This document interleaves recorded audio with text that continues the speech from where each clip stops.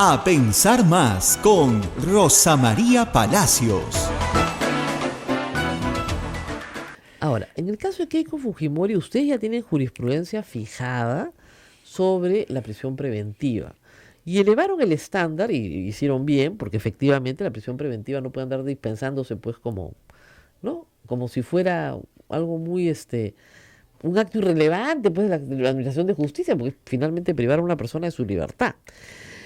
Pero el señor Carhuancho, no, Richard Concepción Carhuancho, cuando le dicta prisión preventiva a Keiko Fujimori, utiliza constantemente la resolución del tribunal. Es más, dice, el Tribunal Constitucional me ordena hacer un minijuicio. A tal punto que para la opinión pública fue muy confusa toda la diligencia de prisión preventiva porque pensaban que estaban viendo un juicio. Él dice haberse cuidado en absoluto detalle y rigor de cumplir con la jurisprudencia de la Corte. Y por otro lado, así lo afirman la Corte Superior y finalmente la Corte Suprema. ¿Qué es lo que ustedes van a ver si el señor Richard Concepción Carhuancho ha ajustado su conducta a la jurisprudencia de la propia Corte? ¿Eso es lo primero que tendrían que ver? Vamos por partes. Entonces, me parece muy, muy interesante sus preguntas, como siempre. Entonces, en primer lugar, no estamos decidiendo si Keiko es culpable o es inocente del delito que se le imputa. Eso que a veces la gente se confunde. Y además, con todo lo cargado que a veces es una diligencia, una prisión preventiva, parece que estuviéramos ya en la parte final, y lo único que es una prisión preventiva es un mientras tanto te estamos procesando por un delito, en este caso lavado de activos, generado por el tema de Odebrecht. Entonces vamos a asegurar que no te fugues, que no obstruyas la situación que se está investigando, y por eso, si el delito tiene más de 4 años y tienes una vinculación más o menos directa, puedes ir dentro. El Poder Judicial, no solo Richard Concepción Carhuancho, han dicho que entonces hay los elementos para una prisión preventiva. Richard Concepción Carhuancho y la Corte Superior, que vio una apelación, dicen 36 meses, la Suprema por mayoría dice 18 meses, y eso es lo que llega a nosotros.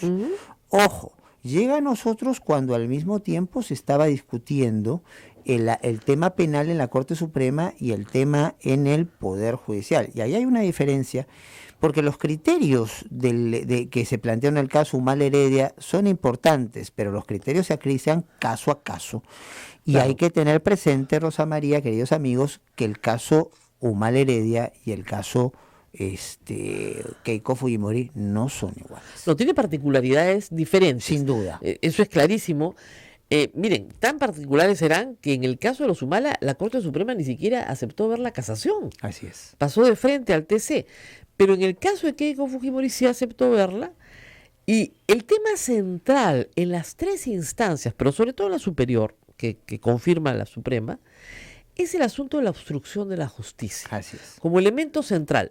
No el peligro de fuga, o sea, dentro de la perturbación de la actividad probatoria está el asunto central de la perturbación de la actividad probatoria por obstrucción de la justicia. Es decir, testigos que han sido amedrentados, documentos destruidos, asuntos que la Fiscalía y graves mentiras que la Fiscalía ha podido acreditar.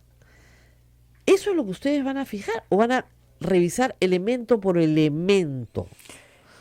En realidad, lo que nosotros tenemos que ver es que si la decisión tomada por el Poder Judicial, ratificada en 3 instancias del Poder Judicial, es conforme a derecho y a los derechos. Así es. Eso es lo que nos toca ver. Entonces, el elemento, como tú bien has explicado, clave aquí, no es el delito imputado, no es la vinculación con el delito, sino dentro de esta situación no hay peligro de fuga, sino si entonces se acredita que ha habido un comportamiento de obstrucción. El Poder Judicial en 3 instancias ha dicho que sí. Exacto. Entonces la señora Loza, va a ser el señor García Belaúnde, el señor Quiroga, que son los abogados de Keiko Fujimori en este caso, dicen que no hay obstrucción, o que por lo menos los parámetros que se han planteado están muy por encima de lo que justificaría una prisión preventiva. que tal como están planteadas las cosas terminaría indefectiblemente en abril, salvo, bueno, que entonces al juez lo convenzan de la necesidad de una prórroga, cosa que hasta en este momento no se ha planteado. Y claro, y ahí ya me tengo que ir con cuidado porque el caso está en trámite. No, yo lo sé. Pero a lo que vamos es que aquí no es cuestión de simpatías, antipatías, aquí es una evaluación clara y directa de si todos los requisitos que se piden para una prisión preventiva en un caso que no es exactamente igual que el de Humala, donde no hubo un pronunciamiento de la Corte Suprema, y aquí sí lo ha habido, entonces nos van a llevar a una conclusión de decir, oiga, ya pues esta prisión preventiva fue mal dada. Entonces, porque tampoco a nosotros nos toca un juicio de proporcionalidad sobre la pena. Eso es ¿Estás seguro de eso? Porque eso es bien discutible. Bien discutible, porque podría decirle, mire, nosotros creemos que ha sido bien dada, pero los fines, ¿no es cierto?, ya se cumplieron. O sea, el fin de la prisión preventiva es que no haya perturbación de la actividad predatoria. El tema es cómo se plantea el caso. Entonces ya no es proporcional más de un año. El problema es cómo se plantea el caso, y de ahí es importante la labor de un ponente que tenga claro que su papel es justamente tratar de encontrar salidas jurídicas. Claro. Y no, entonces, independientemente de cualquier otra eventualidad. Entonces, por ejemplo, cosas a explorar sin duda. El artículo 21 del Código Procesal Constitucional nos dice que si hay hechos nuevos hay que ponerlos a disposición para ver si son pertinentes al caso o no.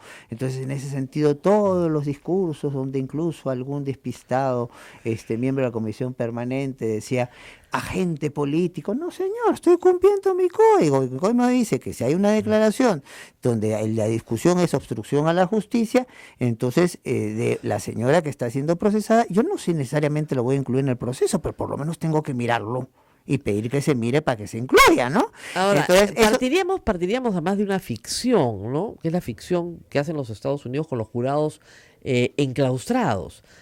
Que usted no lee los periódicos, que usted y sus compañeros digamos, de la magistratura no han leído jamás nada vinculado con el caso de Keiko Fujimori, que no ven televisión, no escuchan radio, que están absolutamente desinformados de la materia y que la única información que poseen es la que está en el expediente. Lo cual es una ficción, eso no existe. De acuerdo, pero independientemente de eso, Rosa María, o sea, tenemos... por más que no se incluya el testimonio del señor Jorge Yoshiyama, usted sabe que ese testimonio existe. Bueno, pero vamos en el orden. Entonces, el orden es, ¿podíamos o no pedir que se analice? Podíamos, pues. Podíamos, pues. Ahora, que si se toma en cuenta, cómo se toma en cuenta, eso es otro cantar. Así es. Pero entonces, que no vertamos, no contaminemos el proceso de consideraciones y especulaciones de otro tipo. Nosotros somos jueces. Nosotros aplicamos el derecho, buscamos asegurar los parámetros constitucionales. Podemos equivocarnos, pero tenemos que agotar todos los elementos para armarnos convicción. Si aparece un nuevo elemento de juicio, tenemos que llamarlo para ver si sirve o no sirve para resolver. Y entonces, si por ejemplo, entonces allí... y las discrepancias hay que procesarlas como eso, como discrepancias. Yo no le voy a hacer cargamontón a quien piense distinto. No, evidentemente. Entonces, no sería en un tribunal entonces. No sería por una tira, porque ¿de qué estamos hablando? O sea, finalmente la idea de un tribunal es para tratar de resolver de la manera más imparcial y con el mejor respeto de consideraciones. Si yo voy a comenzar a decirle que es un sinvergüenza el que piensa distinto a mí, entonces no hay un tribunal.